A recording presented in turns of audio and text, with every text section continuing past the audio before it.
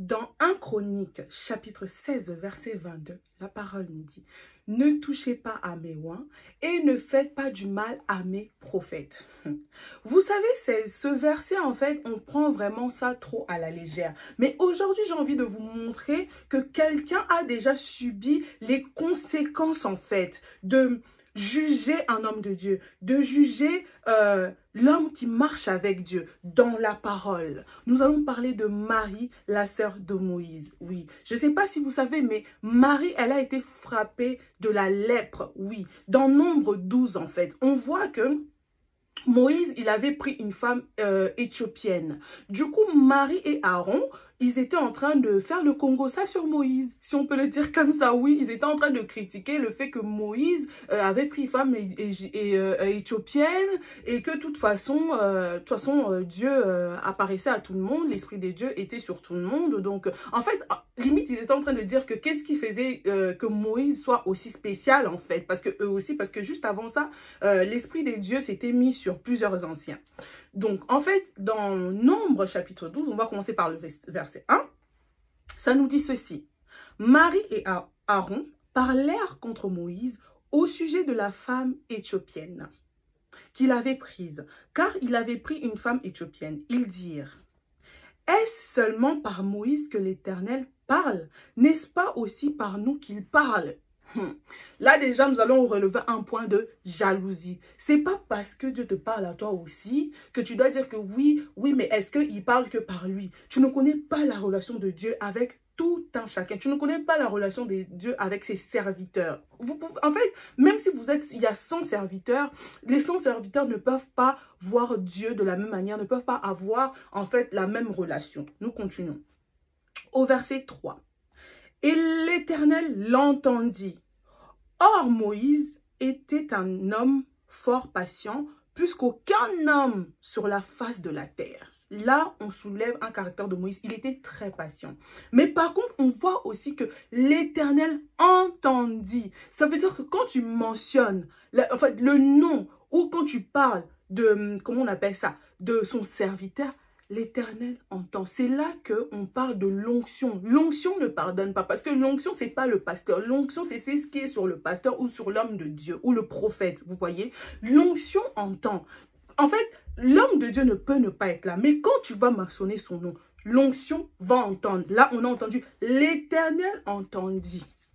En fait, en ce temps-là, l'Éternel descendait en fait. On continue. Soudain, l'Éternel dit à Moïse, Aaron et à Marie, allez vous trois à la tente d'assignation, et ils y allèrent tous les trois. Donc là, ils se sont fait convoquer. Pourquoi ils se sont fait convoquer? Parce que l'Éternel a entendu Marie et Aaron en train de parler de Moïse. Verset 5. L'Éternel descendit dans la colonne de nuée et il s'étint à l'entrée de la tente. Il appela Marie et Aaron qui s'avancèrent tous les deux. Et il dit, écoutez bien mes paroles, lorsqu'il y aura parmi vous, c'est dans un prophète, c'est dans une vision que moi, l'Éternel, je me révélerai à lui. C'est dans un songe que je lui parlerai. Il n'en est pas ainsi de mon serviteur Moïse. Il est fidèle dans toute ma maison. Je lui parle bouche à bouche. Je me relève à lui sans énigme. Et il voit une représentation de l'Éternel. On me pose. Est-ce que vous avez entendu?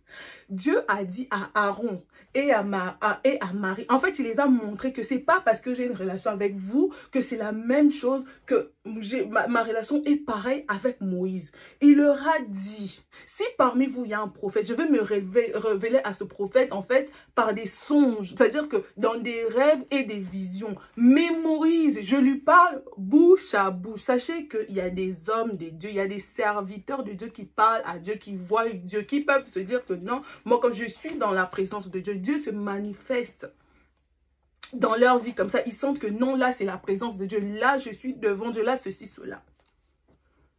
Et là ça nous ramène dans ne touchez pas mes oins. Nous continuons toujours au chapitre 12. Pourquoi donc n'avez-vous pas craint de parler contre mon serviteur Moïse? Ah. Pourquoi donc n'avez-vous pas craint de parler contre mon serviteur, contre Moïse? Là, l'Éternel te demande, pourquoi tu ne crains pas de parler des serviteurs de Dieu? Pourquoi donc pourquoi n'avez-vous pas craint de parler contre mon serviteur, contre Moïse? Il a dit mon serviteur.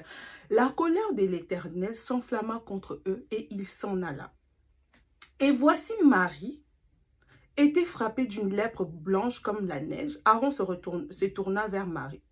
Et voici, elle avait la lèpre. Alors Aaron dit à Moïse, « De grâce, mon Seigneur, ne nous fais pas porter la peine du péché que nous avons commis en insensé, et dont nous nous sommes rendus coupables. Oh, qu'elle ne soit pas comme l'enfant mort-né, dont la chair est à moitié consumée quand il sort du sein de sa mère. » Moïse cria. En fait, on va s'arrêter là. Aaron est venu vers Moïse pour plaider pour leur cause. Il a accepté qu'ils étaient insensés, ils étaient coupables. Là, maintenant, il veut que Moïse parle à Dieu pour eux. Genre, il intercède, il demande que Dieu guérisse Marie. Combien des hommes de Dieu dont toi, tu as déjà mis ta bouche dans leurs affaires? Et que peut-être il y a une lèpre spirituelle dans ta vie. Mais toi-même, tu ne sais pas. Il y a une malédiction qui a été levée dans ta vie parce que tu as ouvert ta bouche sur un homme de Dieu. Toi-même, tu ne sais pas. Parce que c'est spirituel. On ne va pas le voir comme ça, comme Marie, parce qu'elle a eu quelque chose de physique. Mais toi, peut-être c'est spirituel. Il y a un domaine de ta vie qui ne marche pas. Tu ne sais pas pourquoi ça ne marche pas. Tu ne sais pas pourquoi tout est bloqué. Peut-être c'est parce que juste tu avais ouvert ta bouche dans l'histoire d'un homme de Dieu. Tu as touché un ouin. Quand vous vous asseyez, vous êtes en train de parler des choses que vous ne savez pas. Mais à la différence là, Aaron a pu venir demander à Moïse. Mais toi, quand tu fais ça, est-ce que tu vas voir le pasteur pour dire, ah, dis que Dieu me pardonne, je fais ci, Est-ce que tu te repens? Et même si tu te repentais, est-ce que le pasteur... Non, on va s'arrêter là. C'est trop triste. On continue. 12. 13. Moïse cria à l'Éternel en disant, ô Dieu, je te prie, guéris-la.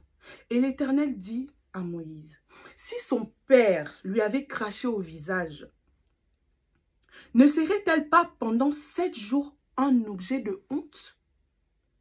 Qu'elle soit enfermée 7 jours en dehors du camp, après quoi elle y sera reçue.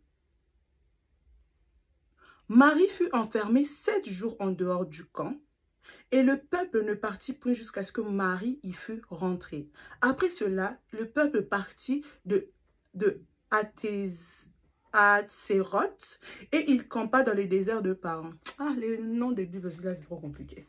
Vous voyez, ça veut dire quoi? En fait, Marie, elle a été punie pendant 7 jours. Il se peut que toi aussi, quand tu avais trop parlé sur un homme de Dieu, sur un serviteur, sur une servante, Dieu t'a puni, mais toi-même, tu n'es pas conscient que tu as été puni ou tu as attiré une malédiction dans ta vie. Tu ne sais même pas comment te sortir de certaines choses parce que tu ne sais pas, tu n'es pas conscient des actes posés. Tu n'es pas conscient des paroles que tu as sorties. C'est pour ça, pour moi, vous voyez, ça c'est l'exemple parfait de ne touchez pas à mes oins, ne faites pas du mal à mes prophètes parce que tout simplement, la bonne raison c'est que tu ne connais pas sa relation avec Dieu. Tu ne sais pas quand est-ce que cette personne a fait son alliance avec Dieu. Tu ne sais pas son alliance est basée sur quoi. Tu ne connais pas ses interdits. Non mais oui, il faut se dire ce sont des hommes. Tout le monde, nous sommes tous des hommes. Même moi aussi je suis en train de te parler, je suis une femme, je suis humaine en fait. Mais en même temps, cette Bible est en train de nous dire, ne jugez point pour ne pas être jugé. Mais toi déjà, le fait d'abord que tu juges ton camarade qui est comme toi, il n'y a pas de problème. Mais tu sautes, tu vas juger un oint des dieux. C'est ça qui n'est pas bon. Franchement, je vous exhorte à venir lire Nombre 12, tout le chapitre. Vous allez voir vraiment, ne touchez pas à mes oints.